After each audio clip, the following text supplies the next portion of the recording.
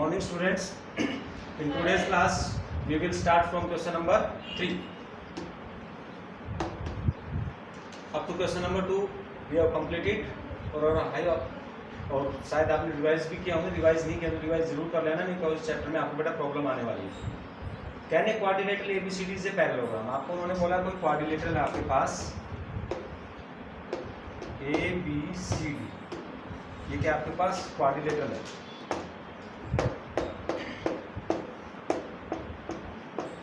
ठीक है. अब उन्होंने बोला है बी ए पैरेललोग्राम. क्या ये पैरेललोग्राम हो सकती है? ये जो क्वाड्रिलेटरल क्या ये पैरेललोग्राम होगी? If angle B plus angle D, angle B plus angle D equals to 180 degree. अगर बी और डी का सम, दोनों का सम 180 आए तो क्या ये पैरेललोग्राम हो सकती है क्वाड्रिलेटरल? आपने क्या प्रॉपर्टीज पढ़ी थी कि पैरेललोग्राम के अंदर एडजेसेंट एंगल्स का सम 180 होता है, अपोजिट एंगल्स का सम 180 नहीं होता है. बट आपकी जो पैरेललोग्राम्स के अंदर आपकी कंडीशंस थी, उसके अंदर कुछ पैरेललोग्राम्स थे आपके पास लाइक स्क्वायर और रेक्टेंगल. बट स्क्वायर और रेक्टेंगल में क्योंकि सभी एंगल्स 90 के होते हैं तो अपोजिट एंगल का सम उसमें क्या हो सकता है?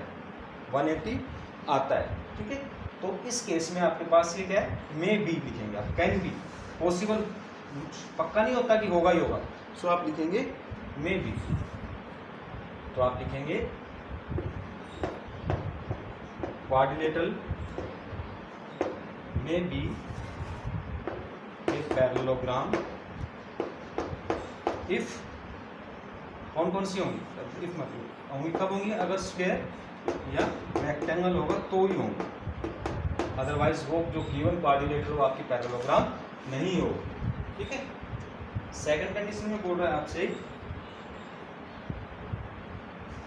ए बी,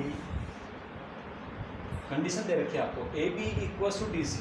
ए बी और डी सी आपको 8 दे रखी है उन्होंने, एंड ए डी आपके पास 4 गिवन है और ये 4.4 है. तो क्या ये पैरेललोग्राम हो सकती है? नहीं. क्यों? क्योंकि पैरेललोग्राम के अंदर अपोजिट साइड्स की लेंथ इक्वल होती है. ये 8 है, ये 8 है. ठीक है. अगर ये 4 है तो ये भी 4.4 होनी चाहिए, अगर ये 4.4 है तो ये भी 4.4 होनी चाहिए, तभी पैरेललोग्राम पॉसिबल, अदरवाइज नहीं है. तो आप लिखेंगे no in parallelogram opposite sides are equal. ठीक है. ये कंडीशन, ये एबीसीडी क्वाड्रिलेटरल आपकी पैरेललोग्राम नहीं होगी. क्यों नहीं होगी? क्योंकि अब पैरेललोग्राम के अंदर अपोजिट साइड्स आपकी इक्वल होनी चाहिए और यहाँ पे इक्वल नहीं गिवन है आपके पास, तो इस केस में भी आपके पास ये पैरेललोग्राम नहीं होगा. देन एंगल ए और एंगल सी, उन्होंने बोला है अगर एंगल ए की वैल्यू और एंगल सी की वैल्यू, एंगल ए की वैल्यू बोल रहा है 70 डिग्री और एंगल सी की वैल्यू क्या है? 65 डिग्री. तो क्या है क्वाड्रिलेटरल जो है पैरेललोग्राम पॉसिबल हो सकती है? आप अगेन इसमें लिखेंगे नो. रीजन क्या लिखेंगे? In parallelogram opposite angles are equal. Parallelogram में अपोजिट एंगल्स आपके क्या होने चाहिए? इक्वल होने चाहिए. जब इस केस में क्या है आपके पास एक 70 डिग्री दे रखा है, एक 65 डिग्री दे रखा है, जो कि इक्वल नहीं है. ठीक है. अब हम आते हैं क्वेश्चन नंबर 4 पे. क्वेश्चन नंबर 4 में क्या है आपके पास? Draw rough figure of a quadrilateral that is not a parallelogram. एक आपको क्वाड्रिलेटरल बनानी है जो कि पैरेललोग्राम नहीं है. ठीक है. But have exactly 2 opposite angles of equal major. लेकिन उसमें से एक अपोजिट पेयर ऑफ जो एंगल्स है वो क्या है? इक्वल है. तो वो आपको फिगर बनानी है. तो क्वाड्रिलेटरल क्या होगी? तो आप क्या लिखेंगे?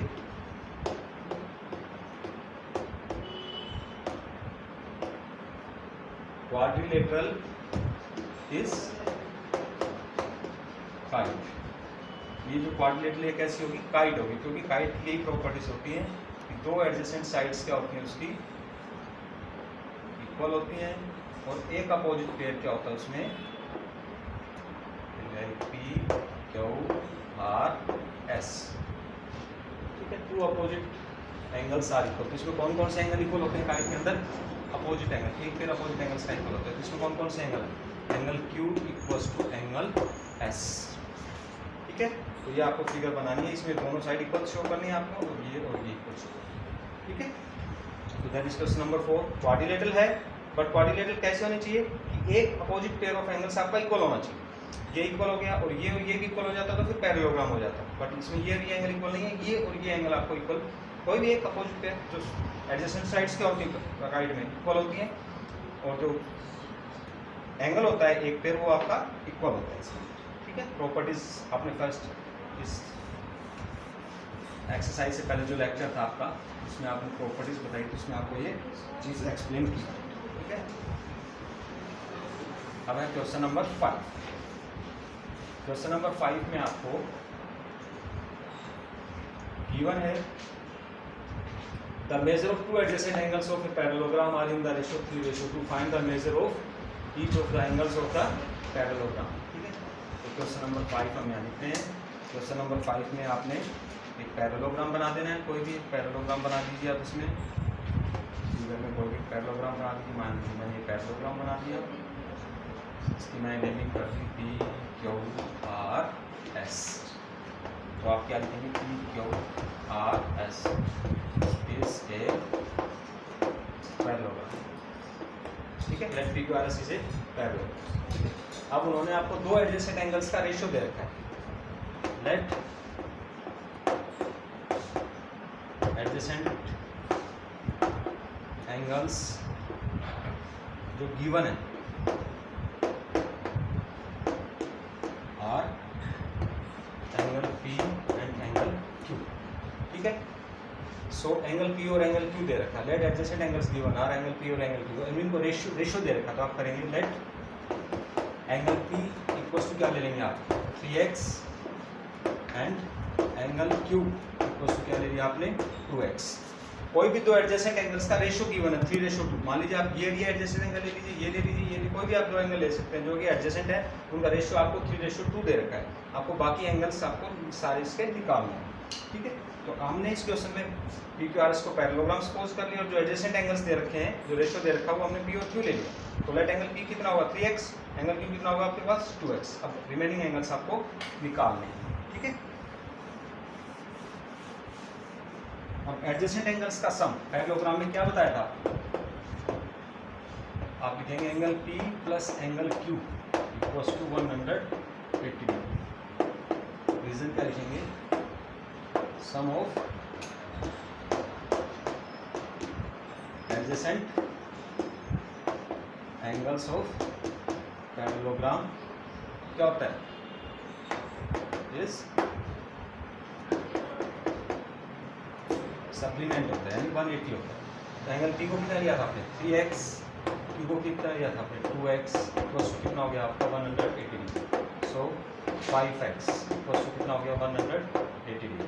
x 180 डिग्री डिवाइडेड बाई 5 से काट देंगे, 5 3 जा 15 एंड 3 बचेगा, 5 6 जा 30। सो x कितना आ गया आपके पास 36 आ गया। Therefore, angle P equals to कितना होगा आपके पास,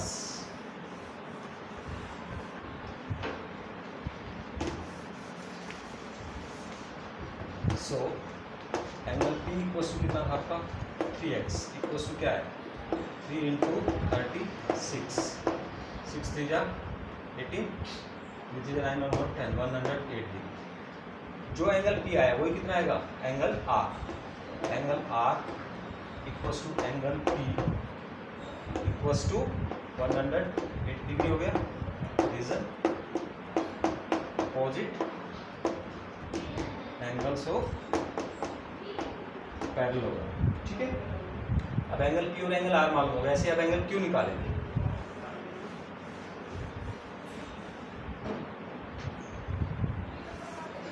एंगल Q कितना था आपके पास 2x, it means 2 × 36 equals to 72 degree. और जो एंगल Q है वही एंगल क्या होगा S, angle S equals to angle Q equals to 72 degree. ये कितना हो जाएगा, same reason opposite angles of parallelogram. तो ये आपका क्वेश्चन नंबर 5 हो, ठीक है। देन क्वेश्चन नंबर 6 भी आपका सेम इसी उसमें है, जिसमें आपको उन्होंने बोला है कि दो एडजेसेंट एंगल्स हैं पैरेललोग्राम के, वो क्या है, इक्वल, ठीक है। तो आपको बाकी एंगल्स उसके निकालने। Question number 6, two adjacent angles of a parallelogram are equal measure, find the measure of each angles of the parallelogram, ठीक है। तो इसके अंदर आप सपोज एक पैरेललोग्राम बनाते हैं, आपको क्या गिवन है, let two adjacent angles are angle P angle Q। Side में आप फिगर बना दीजिए इसकी, P Q R S। ये आपको क्या दे रखे हैं, आपको इक्वल दे रखे हैं।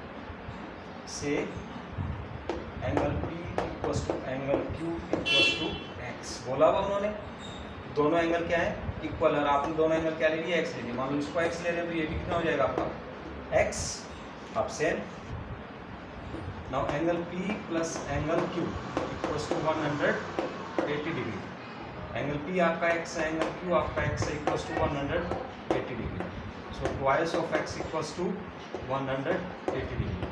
X equals to 180 degree divided by 2, that is 90 degree. So X equals to कितना हो गया आपके पास, 90 डिग्री, ठीक है। यहाँ पे लिखेंगे in parallelogram adjacent angles are supplement, ठीक है। रीजन जरूर लिखेंगे, अगर आप रीजन नहीं लिखेंगे तो आपके मार्क्स उसमें एग्जाम में या कोई भी आपका क्लास टेस्ट उसमें डिडक्ट होंगे। रीजन आपको जरूर लिखना है, क्यों 180, क्यों आप 180 लिख रहे हो उसमें, ठीक है। तो therefore angle P equals to angle Q equals to 90 degree, और बाकी angle, so angle R equals to angle S equals to angle P equals to angle Q होंगे इक्वल, इक्वल्स टू 90 डिग्री। ये आपका 90 आ गया, तो इसका अपोजिट भी कितना होगा, 90। ये 90 आ गया तो ये भी कितना होगा, 90। तो सारे एंगल्स कितने कितने डिग्री के आ गए आपके पास, 90 डिग्री के आ गए, ठीक है। क्लियर हो गया। अब आप इसके अंदर लिखना चाहें तो आप रीजन लिख भी सकते हैं। ये इक्वल हो गए। अब इसके बाद नेक्स्ट उस पे आते हैं, ये आगे। अब इसके बाद आप लिखेंगे in parallelogram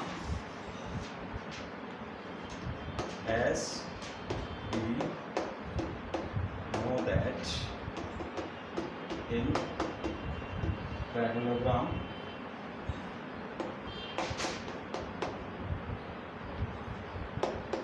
opposite angles are equal। so angle P के अपोजिट कौन सा था, एंगल R था, एंड एंगल ऐसे है ना, P Q R S, P Q R S, और एंगल Q के अपोजिट कौन सा था, S था। एंगल Q के अपोजिट क्या था, एंगल S था, ठीक है। सो दिस हो गया।